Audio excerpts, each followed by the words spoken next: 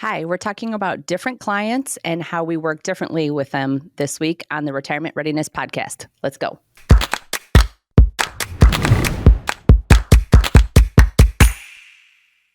Okay, so we're talking about different situations and different clients and how that all comes together and what that all looks like for different people. Yeah, and I think that it's kind of interesting because I think that's a question a lot of times people have. Like, okay, here I'm at in my life. What would I even use a financial advisor for? Like, do I need one? Is it silly for me to call and talk to somebody, or do I really have something they could help me with? And I like to kind of think about it in life stages, and we kind of have the beginning stage, which is maybe I'm just out of college, I'm starting in my career, early professional. Then you get to kind of the family phase, and that early professional kind of in my mind carries me all the way from that first house, first apartment, all the way through. I'm starting to have kids and maybe I've got young kids at home. And then you get to this kind of middle phase. It's a phase that's really rich. It's a phase that has the kids doing a lot of stuff. And what I thought was crazy time management before becomes really crazy time management. And then you get to the phase where you're kind of in that pre-retirement and then ultimately retirement phase. And I think that in each of those, there are very specific planning needs that people need to have conversations about. So do you think that like different financial advisors specialize in different areas of those lives, or is the idea that like you would have one financial advisor at the beginning and kind of they can help you throughout different phases? Yeah, for sure. So I think that advisors can be nimble enough to help people in kind of all of those phases. But really, I'll compare it to a realtor that we just recently were talking to. And in her business, she does all of the kind of upper end home sales. But she has somebody on her team that does kind of the middle market sales. Sure. And then she has somebody on her team that does all the rentals. And so when I think about that business can handle all of everybody's needs they can handle. Mm-hmm. And I might think to myself, I want to go talk to her who handles the high end deals, even though I'm a mid-market buyer. But she doesn't know the mid-market, right? She doesn't know the inventory as well, doesn't know what areas are the better areas. What is a reasonable price for this home? Like, just that's not her expertise. And I think it's the same way with financial advisors. It can seem like, well, the person that does all that advanced planning, that's who I want when I'm, in my mid-career when it's crazy time with the kids. No, you want a firm that can help you through all of those phases and can serve you appropriately. And so when you're that younger person, you want the person that knows your lifestyle, knows what you're into. And when I say you're into, like, what's it look like to be a early career person in 2024 with all of the things that are going on, and what are some of the things you should think about planning for? That looks slightly different than what's it look like to be 70. Well, somebody who's familiar with picking benefits and absolutely what benefits are they currently offering and what. and even from that perspective, younger people, if we talk about kind of those phases, that younger person is a little less business savvy, a little less experienced in, like you said, picking benefits. Maybe they've never done it before and they have no idea what these terms mean. Your financial advisor should be able to help you with those types of things. Like what I'm seeing in my other clients is that companies now are offering, unlimited PTO or, whatever it is. Or also, I mean, this generation, I'll lump them in my generation. I think I'm still maybe that for sure. on the cusp of maybe that generation. And I'm still in my 40s, right? But I think that is something that's different also is people aren't necessarily sharing bank accounts with their spouse. Yep. Like they were 40 years ago. Sure. Those kind of benefits maybe look a little bit different. Like, I'm providing my own benefits. My husband has his own benefits. That just maybe looks a little bit different than it did previously. Absolutely. And so that advisor, so the advisor that works with that person that is younger, the younger person wants somebody that can do just what you were talking about. Help me to set up what should my checking account look like and how should I manage my cash flow? How should I choose my benefits? In the 401k, I don't need something super sophisticated, but help me pick. Do I do Roth contributions or not? Do I, it's those kinds of decisions, which will ultimately roll into if I'm buying a home or have a spouse or children, how do I set up my estate plan? In my estate plan, basically, so estate plan sounds like some fancy word, just means what happens if something bad happens to me, right? And so that estate plan looks drastically different than the estate plan for the 85-year-old who wants to leave a legacy versus I need to provide for my young family and some of that stuff. So, those are the things in that early phase of financial planning that you should be looking at, and maybe even somebody that can help you manage your student loans if you have any of those. I think I've heard a couple of people might still have student loans. Maybe. So that's that younger phase. Then as people start getting into kind of that mid-career, I've got kids going everywhere, that kind of stuff, those conversations start to become slightly different. Some of them are the same, but some of them are slightly different because now that person's got enough experience. They know about the 401k. I've done it now for 10 years. I've got some experience there. But they might be entering that time in their career where the company they work for is offering stock options or incentive pay, or maybe there's a path to ownership in their law firm, for example. There's other more higher questions, if you will, around how do I now become strategic in some of those things. I just wanted to go back for a second. You mentioned, like, you were talking about your realtor and how, she deals in the high-end market. And I think, and if you're maybe not in that high-end market, you think that you still want to deal with her because she does. And I think that that's totally a trap that people get stuck in all phases, that you think, oh, if she deals in the high-end market, she must be the best. Yep. But that doesn't mean she's the best for your, that's right, what you're looking for. No, absolutely. And I think that that's really easy to get trapped in. Absolutely. And I think about it even like you can look at it in any kind of profession. So let's use something as maybe as simple as auto mechanics, right? And I might think that there's an auto mechanic that works on race cars. I want that guy working on my car. Right, because you assume he must be the best. It has to be the best. Yeah. Right? Probably knows nothing about my Chevy, right? Right. And so I really, when I look at that, the Chevy dealer probably is the best to work on that Chevy or my Audi or whatever it is, right? But I don't want to mix and match there. And it's the same thing even in like in doctors or lawyers or whatever profession you can pick to try to think I'm going to level up and get somebody who doesn't specialize in what I'm looking for is a fool's errand, in my opinion. And it's really, I fall into that trap too. Sarah tells me all the time, hey, dummy, let them run the show, right? Because we'll go to meet with somebody and I'm like hard charging and I just need to trust that person is the expert. Let them tell me what it is. And it's usually my ego that's driving that more than. And I think it's easy to say, oh, if they're dealing in the best, or they pull up in a BMW, oh, they must, to get what they have, I must have to work with them. Yep. But that does not equate no, not how you think. And I think that's really easy to get yourself trapped in. And like you said, for ego, your ego might not want to admit that you need this person over here who specializes in what you actually want, and that will actually get you to where you want to be. And your ego says, no, I'm going to work with this person over here, and that's not going to get you. Yeah, no, 100%. And really, as you think about that, and it's not, yes, it comes in a lot of different forms. One of those is, does this person are they really an expert in my life where I'm at today? And is that their experience? The second one, though, is, do I want to be on somebody's A list or somebody's B list? If I come in and I'm working with, let's say, the specialist of whatever that specialty is, financial planning or wherever you want to call it, and I'm kind of on their B list, right? They're used to dealing up here and I'm coming in at a different level. I'm not the first one they're thinking to call. I'm not.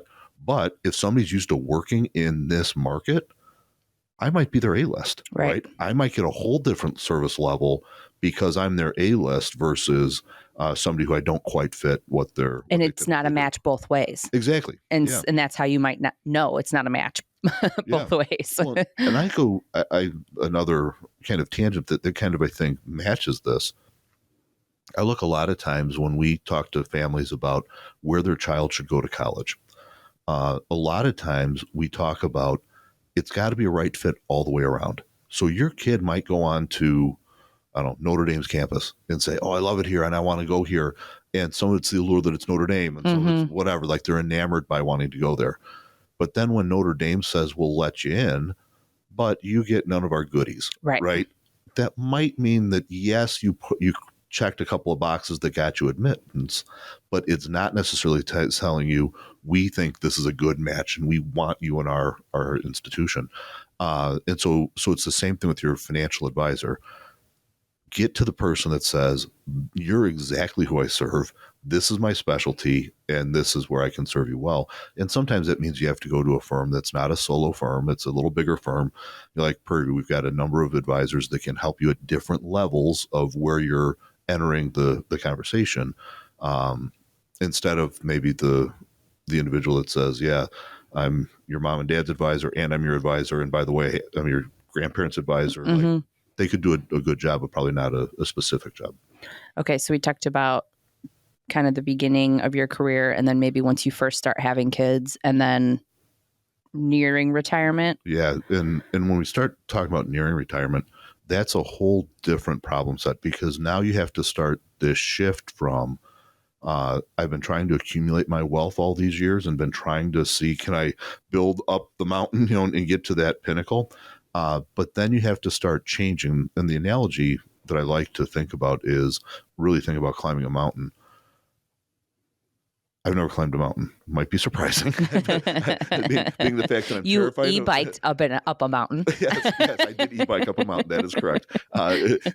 When you take into consideration my size and the fact that I'm terrified of heights, Yeah. like that might not Does work. not. No, it does not compute. But when I think about it, I can visualize the strategy and the tools that I would use to climb the mountain would look much different than coming down. And so when I think about that from a financial planning perspective, as I start nearing the top of that mountain, I'm starting thinking, okay, I'm going to shift from working, accumulating to now having a more free lifestyle. I need to start changing my gear. I need to start changing my strategy. I need to start going into a different mindset. And that's what it's all about in that. And you can't start shifting gears once you're already on the way down. Absolutely. Absolutely. Yeah. I mean, you can, I guess, but not the best outcome. Does not seem like the optimal way to do it. Yeah. That's right. And so the way that I kind of like to think about that is in that time of your life, it's all about, yes, some of it is the celebration of, hey, we're getting close. It's about being aspirational. When you're in those earlier phases of life, you got no idea what retirement's going to look like. All you know is I better start chunking money towards it, and hopefully it works out in the end. Now you're at a point where you can start painting the picture of what's this going to look like. And what I like to compare it to, so our family, as you know, likes to do a lot of road trips, and we've head out west. And when you're driving through the desert and you're coming up on a town or a city, when you're 5 miles out, you can look up and you can see kind of this outline like, hey, I think there's something up there. I think that looks like a town or a city. Then as I get 2 miles out, I start saying, oh, yeah, it is a city. And I can see there's maybe some taller buildings and some shorter buildings. I get within a mile and I'm like, oh, yeah, there's a skyscraper. There's, a smaller building. Then I'm in the town and I can say, oh, there's a Ben and Jerry's or a Portillo's, or like I can see now what's really there. And what I picture is that this planning journey is very similar. So when I get to my pre-retirement years, that's when I start saying, oh, now I can fill in some of the detail. I can see that there's a skyscraper. I can see that there's meaning. I want to spend my retirement volunteering. I'm not sure where yet, but I want to do some volunteer work. I want to open a new business when I'm in retirement. I want to travel. So I can really start to paint some of the detail there. And then you need to start structuring your financial instruments to facilitate that dream, which then leads to, all right, now I'm in retirement. And now I can see that, oh, I like that restaurant and I want to do this. And you can get very specific around, how do I plan my trip to Greece? And we're going to do that next year. Or how do I take all the grandkids to the lake house? Whatever those things look like, those details. And then once you're in retirement, that planning shifts to how do we now block and tackle on the very specific things that you want to accomplish, and ultimately get you to a place where you realize I'm not going to spend all of my money, and what do I want to do with it when I'm gone. So in addition to being in different phases of life, what about different like financial situations? So I don't have a ton of money, or I do have a ton of money. Like, how does that look different for people? Yeah. And there too, you always see like people crossing things up a little bit.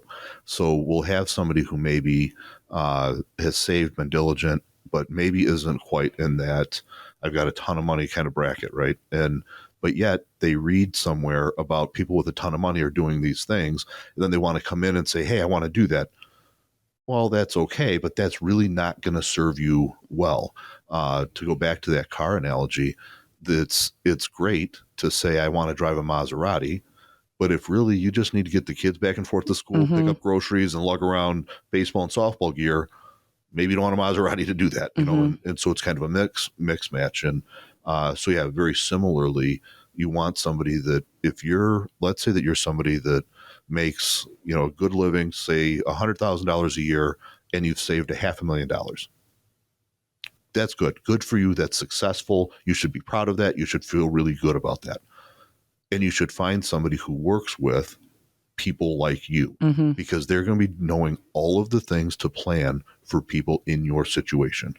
If you're at the other end of the spectrum and you say, I make $1 million a year and I've got, multiple millions of dollars, then you should have an advisor that's their market, who knows those strategies, that does those things for you. And even if you go back to the doctor analogy, I might think that a neurosurgeon is like top of the field. Like, I'm like, man, that's pretty cool.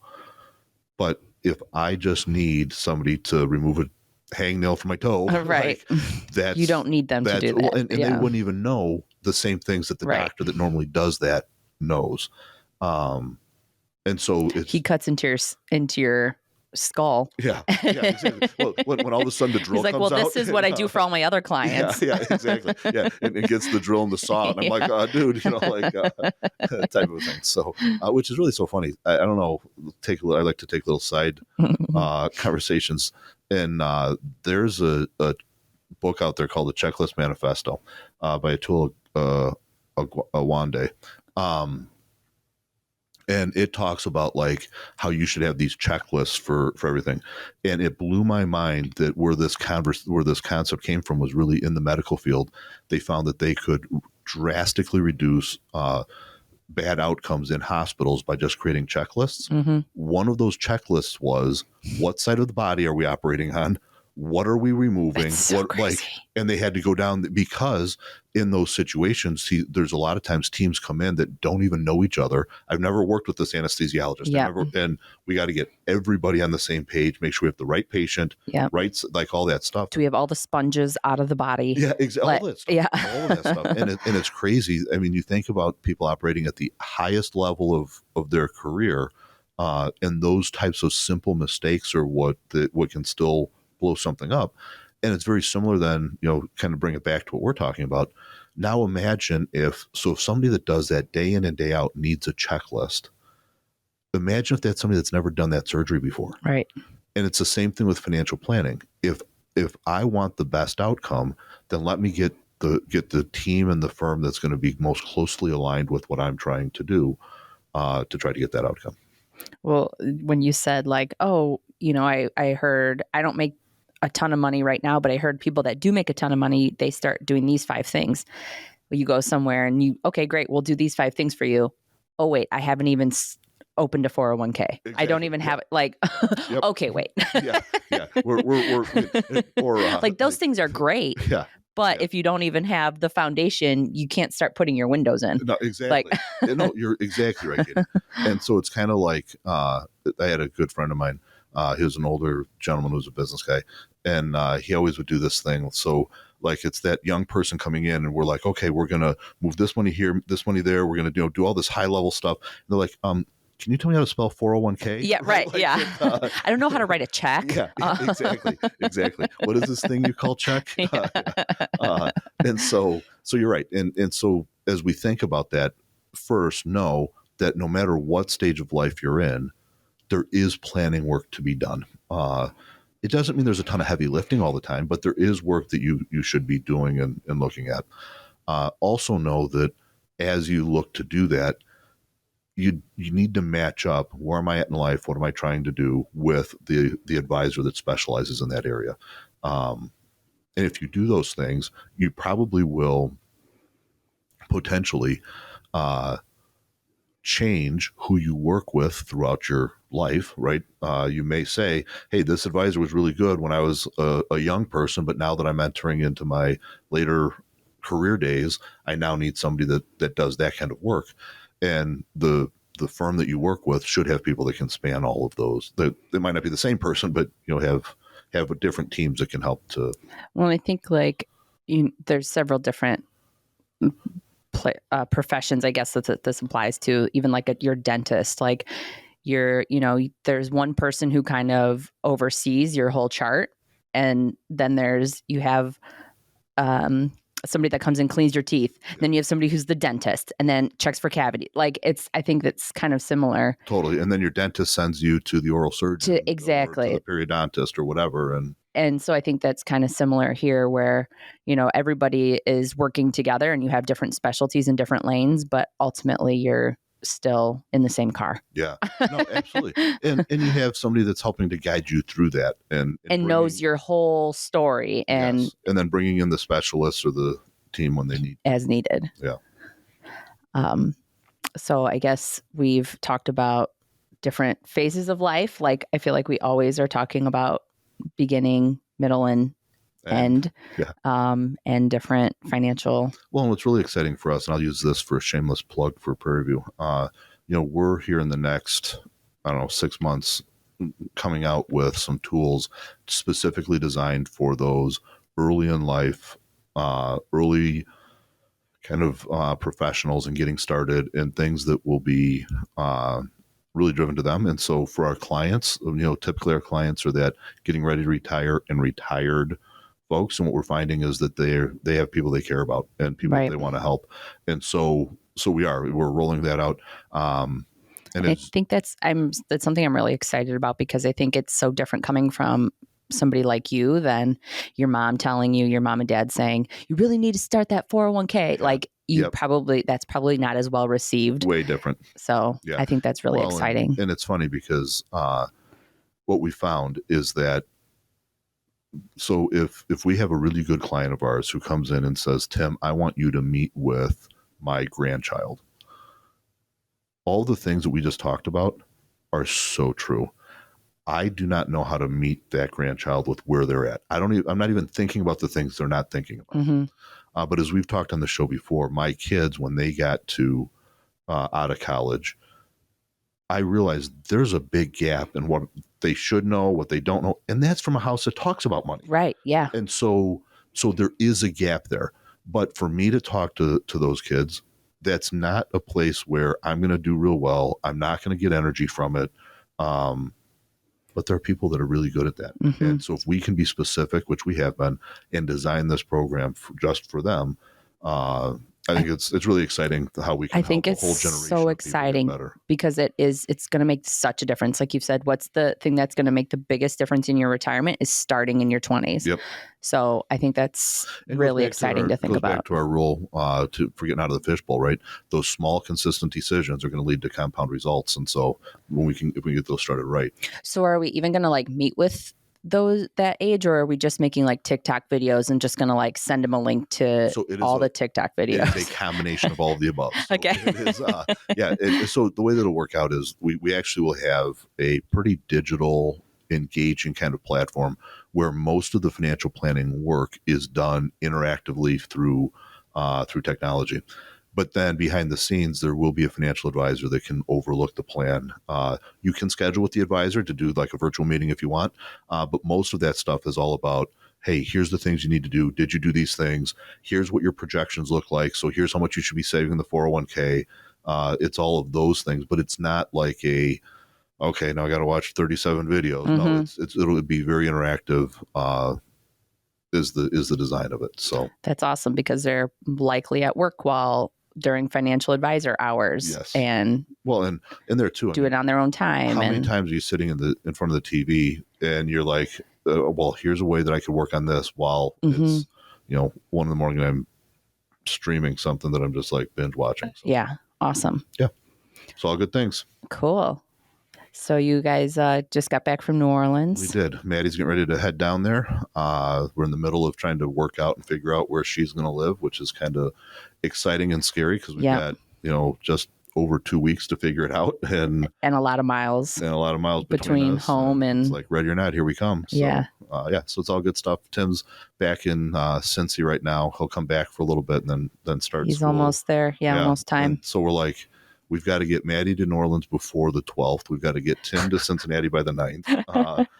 And so it's good. It's the scramble then an empty house again. An empty house. Yeah. Sarah was a little upset the other day. I'm like, what's wrong? She's like, do you realize that in the fall when Grace wants to go to Dayton, which is 4 hours away, do you realize in the fall, my closest kid is going to be 2 hours away? Yeah. She's like, I never would have thought. Like when Lily and Andrew were buying and building in their life in Milwaukee, I would have never thought that was my closest kid. Right. So, yeah. So different. Slightly different from Quinny and Dill being, 2 doors down. 2 doors down away from our living room. Yeah.